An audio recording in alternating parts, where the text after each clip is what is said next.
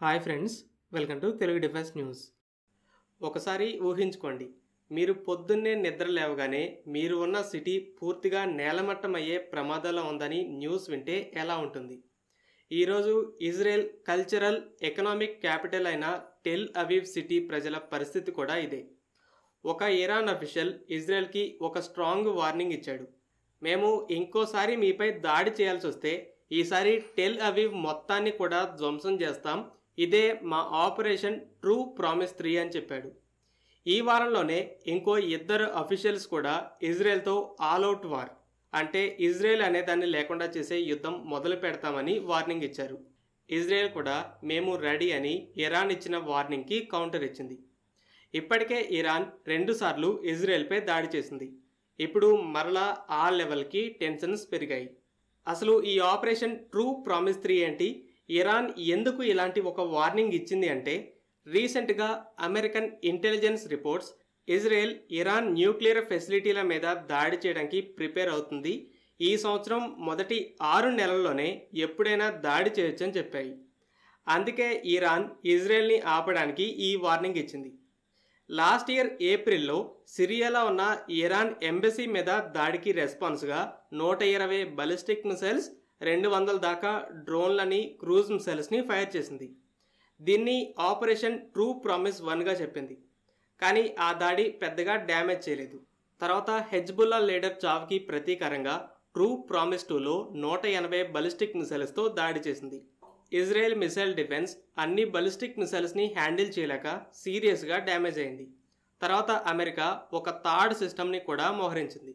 దీనికి రెస్పాన్స్గా ఇజ్రాయెల్ 100 ఎయిర్క్రాఫ్ట్ని పంపి ఇరాన్లో ఉన్న మిసైల్ బేసులు, డ్రోన్ బేసులపై దాడులు చేసింది. దీంతోపాటు యురేనియంని వెపన్ గ్రేడ్గా ఇంప్రూవ్ చేసే సైట్స్ కాకుండా న్యూక్లియర్ వెపన్ని డిజైన్ చేసే టెలిగాన్ 2 సీక్రెట్ ఫెసిలిటీని ధ్వంసం చేసింది. కానీ ఇరాన్ ఈసారి మాత్రానికి ప్రతి దాడి చేయలేదు. కానీ అంతకుముందు జరిపిన 2 దాడుల్లో ఇజ్రాయెల్లో ఉన్న మిలిటరీ బేస్లు, ఇతర హెడ్ క్వార్టర్స్ని టార్గెట్ చేయగా, ఈసారి ఇజ్రాయెల్ ఇరాన్ న్యూక్లియర్ అంబిషన్స్ని బూడిదగా మార్చాలని చూస్తుందని, పబ్లిక్ ప్లేసెస్ని టార్గెట్ చేస్తామని బెదిరిస్తుంది. దానికి ఎంచుకున్న టార్గెటే టెల్ అవీవ్. అసలు ఈ టెల్ అవీవే ఎందుకు టార్గెట్? ఫస్ట్ రీజన్ని చూస్తే, ఇది ఇజ్రాయెల్లో ఎక్కువ ప్రజలున్న సిటీస్లో 2వ ప్లేస్లో ఉంది. ఇజ్రాయెల్ దేశ జనాభా సుమారు 1 కోటి. రాజధాని జెరూసలంలో 10 లక్షల మంది ఉన్నారు. నెక్స్ట్ టెల్ అవీవ్లో 4 లక్షల మంది. కానీ జెరూసలం టాపిక్ని ఇరాన్ అసలు ఎందుకు తీసుకురాదంటే, ఇందులో అరబ్ ముస్లిమ్స్ జనాభా చాలా ఎక్కువ. లార్జెస్ట్ సిటీనే కాకుండా 40% అరబ్ ముస్లిమ్సే ఉన్నారు. ఒక ముస్లిం దేశంగా వీళ్ళకి హాని చేయదు, చేస్తే మిగిలిన ముస్లిం దేశాలన్నీ ఇరాన్కి రివర్స్ అవుతాయి. రెండో కారణం ఏంటంటే, జెరూసలేం ఇజ్రాయెల్ పరిపాలనకు మాత్రమే, కానీ టెల్ అవీవ్ ఇండియాకి ముంబైలా ఒక ఎకనామిక్ క్యాపిటల్, అంటే స్టాక్ ఎక్స్చేంజ్ లాంటి ఎన్నో ఫైనాన్షియల్ ఇన్స్టిట్యూషన్స్ ఉన్నాయి. అలాగే బెంగళూరులో టెక్నాలజీ పరంగా కూడా క్యాపిటల్. అందుకే ఈ సిటీ టార్గెట్ అయింది. ఇప్పుడే కాదు, ఇరాన్ ఫటా 1 హైపర్సానిక్ బలిస్టిక్ మిసైల్ని బయట పెట్టినప్పుడు కూడా టెహరాన్లో ఒక పోస్టర్ వేసింది.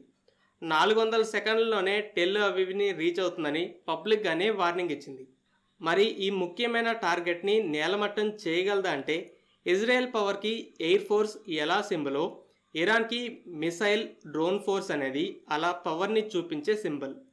ఇరాన్ దగ్గర అసలు అన్ని బలిస్టిక్ మిసైల్స్ ఎలా ఉన్నాయి, ఎలా తక్కువ ఖరీదుతోనే మ్యానుఫ్యాక్చర్ చేస్తుందో ఇంతకుముందు ఒక వీడియోలో చెప్పాను. లాస్ట్ ఇయర్ 180 బలిస్టిక్ మిసైల్స్ని ఫైర్ చేసి చరిత్రలోనే అతిపెద్ద బలిస్టిక్ మిసైల్ ఆపరేషన్గా ఒక రికార్డ్ని క్రియేట్ చేసింది. ఇరాన్ ఫైర్ చేసే పెద్ద పెద్ద బలిస్టిక్ మిసైల్స్ని ఇజ్రాయెల్లో యారో ఒకటే ఆపగలదు. కానీ ఉన్న 10 యారో సిస్టమ్స్ ఒకేసారి 140 బలిస్టిక్ మిసైల్స్నే హ్యాండిల్ చేయగలవు. మామూలుగా ఈ సామర్థ్యం అనేది చాలా గొప్పది, కానీ ఇరాన్ మిసైల్ ఫోర్స్ ముందు ఇది సరిపోదు. దీన్ని బట్టి ఇరాన్ కనుక వందల సంఖ్యలో బలిస్టిక్ మిసైల్స్ని ఫైర్ చేస్తే ముఖ్యమైన ఇన్స్టిట్యూషన్స్ని నాశనం చేయగలదు. దీనికోసం మరిన్ని మిసైల్స్ని పోగు చేసే పనిలో కూడా ఉంది. కొన్ని రోజుల క్రితమే చైనా నుండి బలిస్టిక్ మిసైల్ ఫ్యూయల్కి కావాల్సిన కెమికల్స్ వెళ్ళాయి. 1000 టన్నుల షిప్మెంట్. మరి ఇజ్రాయెల్ ఇలా ఇరాన్ న్యూక్లియర్ సైట్స్ మీద దాడి చేయడానికి ఎంతవరకు ఛాన్సెస్ ఉన్నాయి?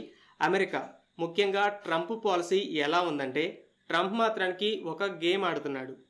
ఒబామా కాలంలో అయితే ఇరాన్ అమెరికాల మధ్య ఒక అగ్రిమెంట్ ఉండేది. ఇరాన్పై శాంక్షన్స్ని విధించకుండా ఉంటే ఇరాన్ న్యూక్లియర్ వెపన్స్ని డెవలప్ చేయకుండా ఉండేది. కానీ ట్రంప్ మొదటిసారి ప్రెసిడెంట్గా అయినప్పుడే ఈ అగ్రిమెంట్ని క్యాన్సిల్ చేశాడు. భారీగా శాంక్షన్స్ని విధించి ఇంకో పక్క మీరు న్యూక్లియర్ వెపన్ వైపు అడుగులు వేస్తే ఆ న్యూక్లియర్ సైట్స్ని ధ్వంసం చేస్తామని బెదిరించాడు.